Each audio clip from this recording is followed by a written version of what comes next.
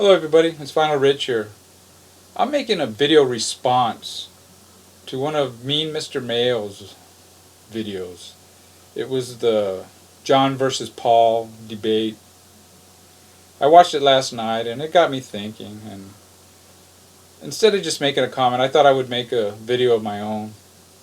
First, I want to thank MeanMr Mayo for making the video. It was very well done, very thought-provoking, and I thought it was top-notch. And I gave the video a thumbs up. Also, I'd like to recommend MeanMr Mayo's channel.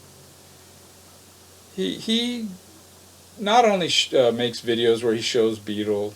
I mean, he does make videos where he's showing Beatles stuff, but it's usually obscure stuff, or off the beaten path, stuff that you haven't necessarily seen before. It's not like some videos where you see a guy and he's showing, oh, this is my 12th copy of Rubber Soul. His aren't like that at all. But even if you're not into that, you're not a Beatles fan. I know some of the people that watch my videos probably aren't Beatles fans. Check out his hanging out at the record store videos. And don't make the mistake of just watching one. I made that mistake. First time I watched one, I watched like 5 minutes. And I clicked it off. About a month later, I can't remember what it was that caught my attention. I watched another one and it was fantastic. It was really good. There's characters at this record store he frequents. There's a Radio Paul. Telephone Paul. The reason you call him that is you never actually see the guy. It's always him just over the phone. You hear his voice. You got Joe, the record store owner. You got some guy that's kind of a short guy. I can't remember his name off the top of my head. There's Corey, an employee at the store, and it's just they're really it's a cool record store. I wish I had a record store like that around me. My record store experience is totally different than that. I kind of had a record store like that back in the 80s, late 70s, Middle Earth Records. But just check out one of his. I recommend him. Now, as far as the video, I think MeanMr Mayo made a lot of valid points. And I think he made some that really aren't quite as valid. So basically I agree with some of what he said and I disagree with some of what he said. Now, so we have different opinions on some of this stuff. Now, unlike me, Mr. Mayo, I don't collect Beatle albums. I do have Beatle albums, but I don't collect them. So some may automatically assume his opinion is more valid than mine because of that. I have a large punk rock collection, and I love punk rock music. So maybe in the minds of some people, that might make Mr. Mayo's opinion more valid than mine. Because, somebody that loves punk rock, really, well, could their opinion really matter, what they think of the Beatles? Well, that said, the Beatles are my favorite band of all time. And I think because of those reasons, my opinion is more valid.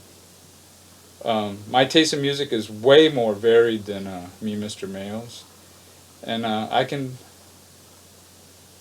put their music in a different perspective than what he does. I don't necessarily love everything especially their solo stuff. And that said, it's a lot of it is opinion, and so he's not right, I'm not right. But I think some of this stuff it's facts. It's not just opinion. Now, recently George Martin passed away. I'd like to say this while I'm making a Beatles video. Recently George Martin passed away, and I read and I heard even commentary on the radio, news radio, that it was George Martin that made the Beatles. And I think that statement is as true as the statement that the Beatles made George Martin. I mean, if it wasn't for the Beatles, George Martin wouldn't be who he was either. And I think it's safe to say that the Beatles probably wouldn't be, you know, what they became if it wasn't for George Martin. It was a perfect match. I mean, you had George Martin's technical training and the roughness of the Beatles, and they mashed together for just a perfect. And my mom and dad are both from London. They're both English. So the first time that the Beatles were on Ed Sullivan, my parents already knew who the Beatles were. And my mom made sure that she sat me down and I watched the Ed Sullivan Show that first evening that the Beatles were on Ed Sullivan. And I think before that time, my favorite musician was probably Buck Owens. I kind of remember some of his songs. My parents kind of like country music, and he stuck out. I mean, there was probably others, but as soon as that first note on that Ed Sullivan Show, I go, man, this is my music. I mean, it just clicked right like that, and at that time I didn't really care who they were. You know, they were a group. They were the Beatles, all four of them, and there wasn't this Paul versus John stuff. Now, MeanMr Mayo, he says he's a John person, and I guess if I had to say, are you a Paul or a John person, I'm definitely a John person. I like all four of the Beatles, but where I disagree with MeanMr Mayo is he thinks Paul is the most talented as a musician and songwriter, and I disagree with that. I think as far as being the best musician technically, I would have to say that would be Ringo. Now a lot of people, I've heard a lot of people say, oh, Ringo is the least talented of all the Beatles. And if you're talking about songwriting, okay, I would agree with that. But if you're just talking about playing his his instrument, Ringo was kick-ass. I mean, he was a great drummer, and as soon as he joined the band, they took off. And but as far as songwriting, but don't get me wrong, Paul I think is an excellent bass player, and he's probably I think he's probably a better bass player than John is a guitar player, and that really was apparent in this Circus Soleil. This is the soundtrack the Beatles love. The production on this is just fantastic, and Paul's bass really comes out. I mean, it's really apparent how great of a bass player Paul is when you listen to this. So when I heard they're going to remaster all the Beatles on CD, you know, I was kind of jazzed, because that album, that sounds fantastic. So I bought this one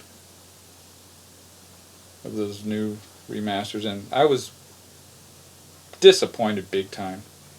It's not anywhere near what this. So this was the only one I bought. I didn't rebuy any of them. But anyways, that's kind of getting off topic. But as far as a songwriter, I mean, John Lennon's a better songwriter than Paul, hands down. I mean, I don't think there's any comparison. If it wasn't, I mean, John is the one that pushed the band to be what they were. It was John's songwriting.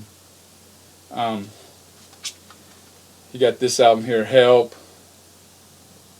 You've got to Hide Your Love Away. I mean, that song was on a a level that none of the Paul songs were on. Rubber Soul, you got Norwegian Wood. Again, his songwriting was on a different level. You got Revolver. I mean, Paul, you got Here, There, and Everywhere. Good Day, Sunshine. They're good songs, but they could be like jingles for an an advertising song or something, you know. But on John, you got I'm Only Sleeping, Tomorrow Never Knows, She Said, She Said. These songs are on a totally different level. And it was John pushed the boundaries of music. And that's why the Beatles were the greatest band ever. They pushed the direction of music in the 60s. A lot of what they did is preceded what everybody else was doing, and they kind of set the direction of the music in the 60s. And I think in a large part that's because of John. Now, this album here, fantastic album. Their last album, actually.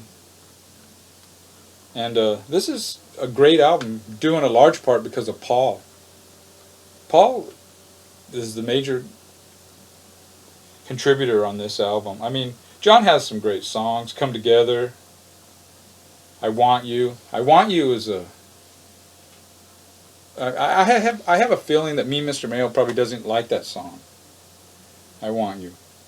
But that driving music, that sound, it kind of gave birth to, like, you know, that krautrock, that you know. I mean, John was an innovator. Paul wrote really nice melodies, and you know, so I think John is the better songwriter. Now, I have to agree with MeanMr Mayo on the Paul. I was unaware of this, but Paul's starting to take credit for writing some of John's songs, and that's just total bullshit. I mean, come on. I mean, why didn't you do that when John Lennon was alive, or George Harrison, or even after John passed away? George was still alive, because George would have disputed that. I know for a fact. And it comes off as kind of desperate. It really does.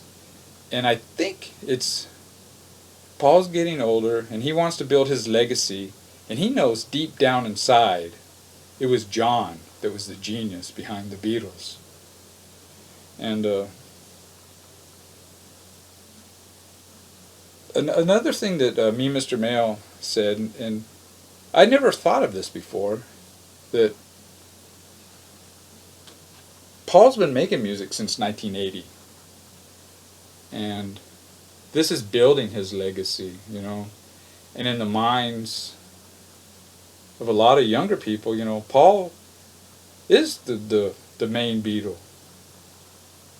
And I mean, I guess I kind of understand that argument, but then you got songs like Say, Say, Say, and you can use songs like that to say that, you know, just to argue the complete opposite. But I don't really think fans of the Beatles that were born in the 80s to the 2000s are the ones that are going to write the legacy of the Beatles, to be quite honestly. Music historians are going to write that legacy. And, you know, there was a contest recently about, I can't remember who it was, and he wanted you to talk about your favorite concert that you ever been to. And I saw one of the video responses, and his response was seeing Paul McCartney in concert live a couple of years ago. And I'm thinking, dear God, this guy's best concert experience is watching a 70-year-old Paul McCartney? Are you kidding me? Dude, there's so much music out there. Explore. I mean, Paul is great. In fact, when he went back to touring, I guess it was in the late 80s, one of my co-workers went to see him at the Los Angeles Forum, and he said it was an absolutely fantastic concert. He made the Forum, which was where the Lakers used to play, he said he made it feel like an intimate, like you were in the living room with Paul McCartney. You know, Paul McCartney had that. He has that quality. But if your favorite concert is seeing a 70-year-old Paul McCartney is the best concert you've ever been to, I mean, that's your opinion, that's fine, but I think it's safe to say that you need to explore some other music out there. Now, am I saying John made the Beatles? No. They were a group that gelled perfectly together. They fed off of each other. But I can say with confidence that the Beatles would not have been what they were or what they became without John Lennon. John Lennon pushed them. But that said, I don't think they would have been as popular or as big without Paul McCartney either. It took the two of them, and John and Ringo, all four of them, made the Beatles. But anybody that thinks Paul is what made the Beatles, I think you're totally wrong. I don't even think John is what made the Beatles. But it was his genius that pushed him to the different levels. I mean, Paul, he writes some nice, catchy songs, but they didn't really push music to something new. And I don't think Paul's ever done that, actually. I mean, my favorite Paul McCartney albums, this will put it in perspective, what I think is his first album, McCartney. Ram is probably my favorite. I really like Wildlife. I mean, that was one that's just rough, and he just went in there, and it's not overproduced. Band on the Run has great songs. But after that, I don't know. The Wings Across America was a great album, though. That was a great live album. But anyways, I just wanted to make a response, and it looks like it wasn't a quick response. Check out MeanMr Mayo's his video on John versus Paul, and check out some of his hanging out at the record store videos if you're not a Beatles fan. And if you're a Beatles fan, you definitely need to check out his channel. Pretty cool. And take care, guys and gals.